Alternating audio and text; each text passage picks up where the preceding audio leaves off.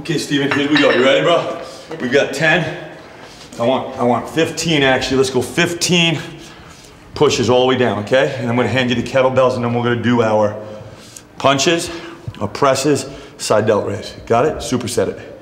Here we go. When we started off the first day that he showed up is just an empty sled with no weights on it. And he struggled with that. 3, good job. Here we are today, 6, 7 months later, where the young man has over 75, 85 pounds on that sled. They're brutal. I think the chain workout is the hardest. After that workout, I'm sore for 3 days. And the pulling's not too bad. The highest I've gotten up is 160 pounds. And kettlebell workout, not too bad. 3, good job. Come on, come on. Just like any other athlete at Desert Vista High School, freshman Stephen Binning trains hard to better himself. But what makes Stephen so unique is that he competes for the track team in a wheelchair. The school here at Desert Vista has been terrific. The coaches have been fantastic. Educated themselves about wheelchair track, wheelchair racing, the mechanics of it, so they can coach him and help him get better instead of just letting him do his thing while they're working with the other kids. Unlike the rest of the other kids, Stephen has Spina Bifida, which occurs in 7 out of every 10,000 births in the United States and nearly 200,000 Americans live with. Spina Bifida is the most common permanently disabling birth defect in the United States. It occurs when the spine of the baby fails to close during the first months of pregnancy.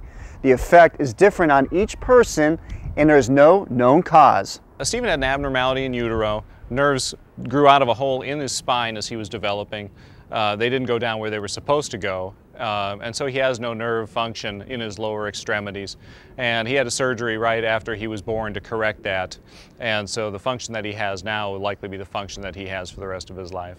When Stephen was 7 years old, he was inspired by an article about disabled sports programs, which has led him to a life of opportunities. We did not have any reservations at all. In fact, we were very hopeful that he could get involved in it because that was something from very early on that we knew he wanted to do. He was very into sports and wanted to participate just like his friends. Track and basketball are my main sports, but I like playing baseball and football with my friends. Stephen competes in disabled sports track meets across the country, specializing in the sprints. But for Desert Vista, he races the longer distances. His time of 4 minutes 55 seconds in the mile qualified Stephen for the freshman city meet and state showcase. I'm really proud of what he's accomplished. He set personal records almost every single time he's been on the track. We set a goal, he attains it, and there's nothing else I can ask of a student athlete. It's a great feeling to be competing with able-bodied kids and beating a few of them in the longer distances. And what's the reaction you get from them? Usually it's, wow, I didn't really expect that, and they all congratulate me at the end of the race. Stephen's top speed on the track is 16.5 miles per hour and has reached 27 miles an hour going downhill, competing in a half marathon. So I have gloves that I wear on my hands, and it's kind of in this position, and I drive and then hit the pusher on the side, and that makes the wheel turn.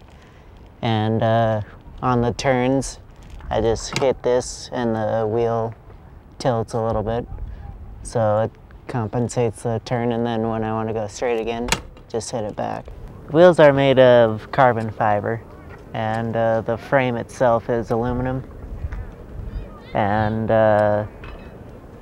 it weighs a little over 20 pounds, I think. The goal for Stephen and his racing machine is to compete at the 2016 Paralympics in Rio de Janeiro.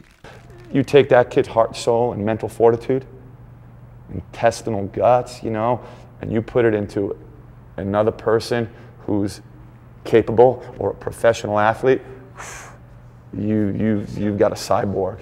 Nice set. Way to go.